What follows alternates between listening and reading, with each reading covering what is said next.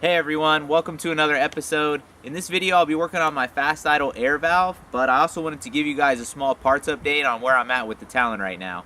So first things first, I'm going to go ahead and get this throttle body taken off.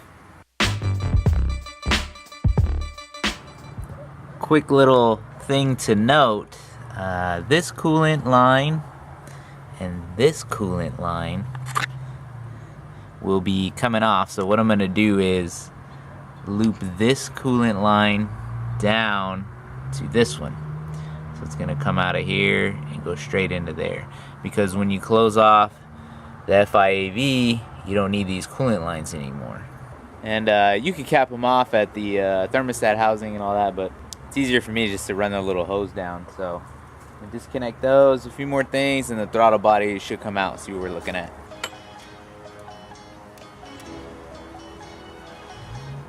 ChillaGotHits.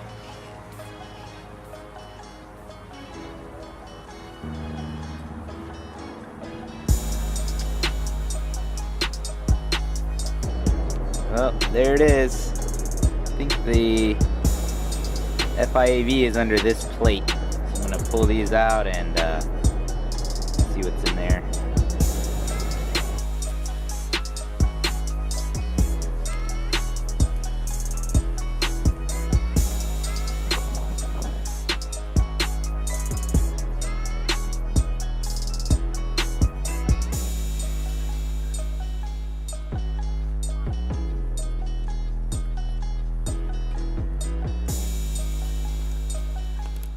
So I'm not exactly a pro at it, but the way the fast idle air valve works, as I know it, is the coolant runs through these two lines here and it hits this valve in here. It acts kind of like a thermostat.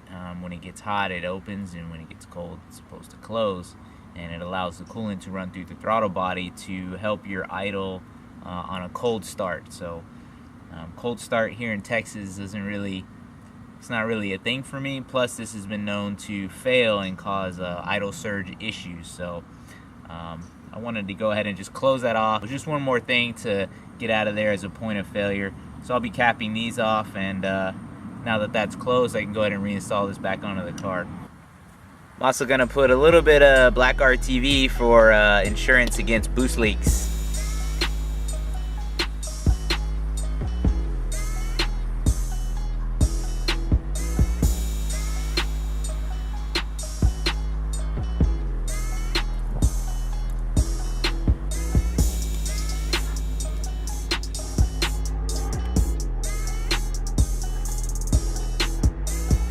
Also got a new BIS cap, so I can get rid of this.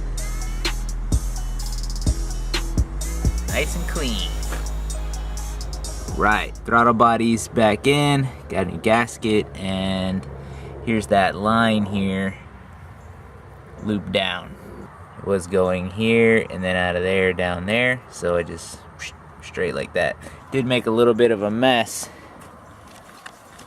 taking that hose off, so just a heads up. But I'm gonna go ahead and get this guy bolted back in. Should be done.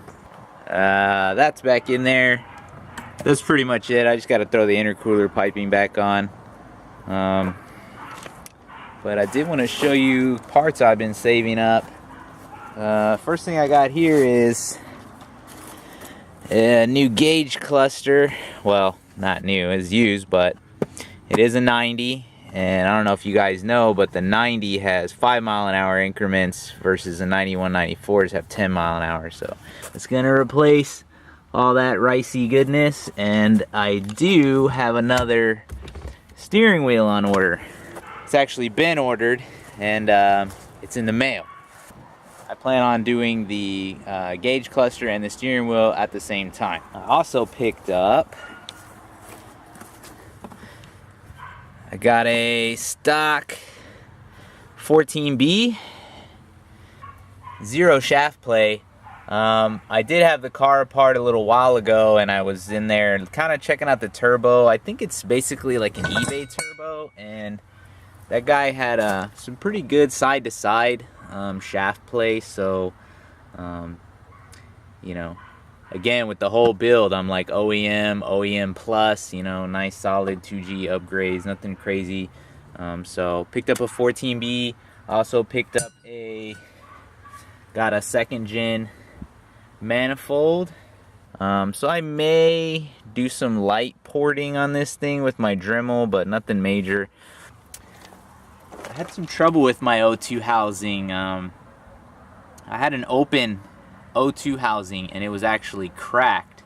Something I'd kind of been working on. I didn't really film a video for it because I didn't know how long it was going to take or really, you know, the details of it. Long story short, I got it off. I got I bought a 2nd gen O2 housing and I got that bolted on. I had a major problem with one of the bolts in the front. The bolt was too long. I think it's like a stud system. On the normal car, all I had was bolts.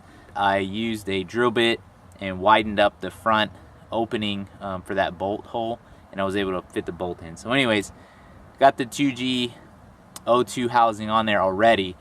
Quieted the car down, kind of smoothed the car out a little, so that was nice over that big crack that I had in the other one. It was right by the O2 sensor. Who knows what kind of problems that was causing. So again, I got a 14B turbo coming. Stock turbos in good condition. Gauge cluster, steering wheel. Got a water pump. I've got a motor mount for when I do the timing belt stuff, but that's kind of been put on hold for right now. I still need to fix a few things on the inside. Again, the roof is in rough shape. I'm trying to find some visors. This one sucks and that one's gone. So I'm just kind of keeping an eye out on the Facebook groups for a pair of visors. If y'all got some visors, hook it up. You know what I'm saying? And then I gotta do the headliner. Here's another look at this O2 housing in there. It does have a little bit of a clearance issue right here at the alternator, but it clears. But it is it's tight, man. But you know, it's in there, and it's so much quieter than that other one that was leaking in the open. I did get another clamp for the intercooler piping, so I don't have to deal with that anymore. I really don't like this valve cover, the color, so that's got to go. I have to do a painting video on that and try to clean up this brace too at the same time. Also, my gauges were making a bunch of noise. My oil pressure gauge and my boost gauge was kind of ratty, and the oil pressure gauge was making a lot of noise. The mechanical oil pressure gauge actually had a hard line running down to the oil filter housing. So I got tired of it making noise, and I ended up just taking it out. So I took all that stuff out. So I have no aftermarket boost gauge right now. So I have another boost gauge I just picked up one from Harbor Freight for cheap. I got to put that guy in. But my pillar right now is clean. I don't have a gauge on there. I'll probably do another pillar pod, or maybe something here or here. I don't know. Like I said, I just got to get rid of this stuff. That's pretty much it for the car update right now. I got a lot of stuff going on right now. I'm probably gonna do like another video log for the channel, just kind of a channel update and all this stuff's going on. Because like new job, you know, family's getting bigger, you know, looking at moving. I'll shoot a little video once that kind of, I don't know, gives me an opportunity to shoot a video. It's like, it's been real busy, so just kind of staying at it. No real major projects are probably going to happen to the car for at least another month or so.